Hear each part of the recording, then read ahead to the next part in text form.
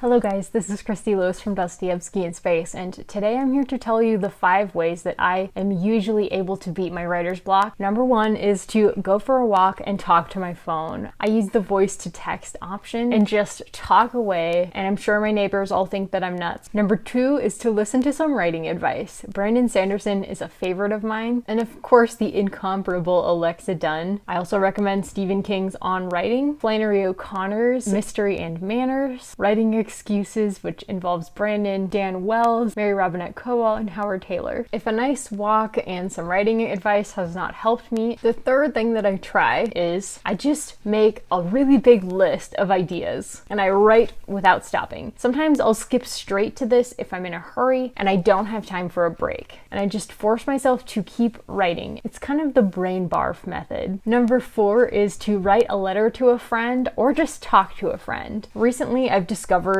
lots of wonderful writers on BookTube and through Brandon Sanderson's live streams. That's actually where I found somebody who wanted to actually be in a writing group with me. So now I have lots of writer friends to actually talk to if I'm stuck. I really love kind of jabbering about my story on Voxer. That's been a favorite way lately, and it's so energizing and fun to hear their takes on my thoughts. However, if that is not a resource available to you, or maybe you've even tried that and it's just not working enough for you, I recommend the tool that I used for years, literally, which is to write a letter to a friend, telling your friend about the problem that you're encountering in your story. Just try and describe it to them, try and encapsulate to them, and then don't send the letter. Usually by the time I figured out how to describe the problem, I had also figured out how to solve the problem. Works really well for me. Sometimes I'll just try formatting the letter in various different ways, because if I'm sending this letter to a friend, I don't want to waste their time and make it harder for them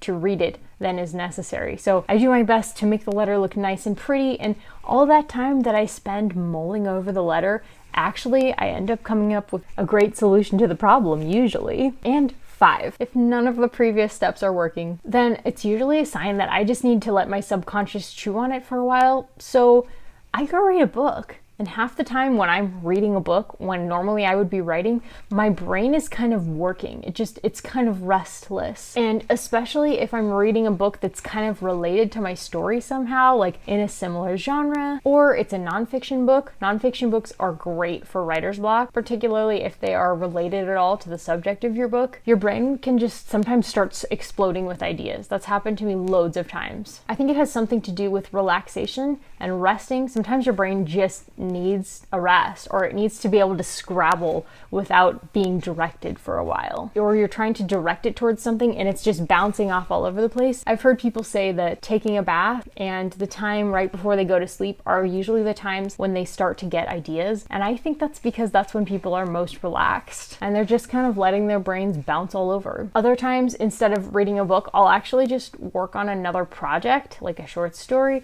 or I just start brainstorming my next novel, whatever that will be. This period of taking a break, it can last for several hours or even several days. I hope that's helpful to you guys. Let me know down below if you ever do any of these things, or if you have any tips to get unstuck in your writing. I hope you have a wonderful NaNoWriMo. Take care.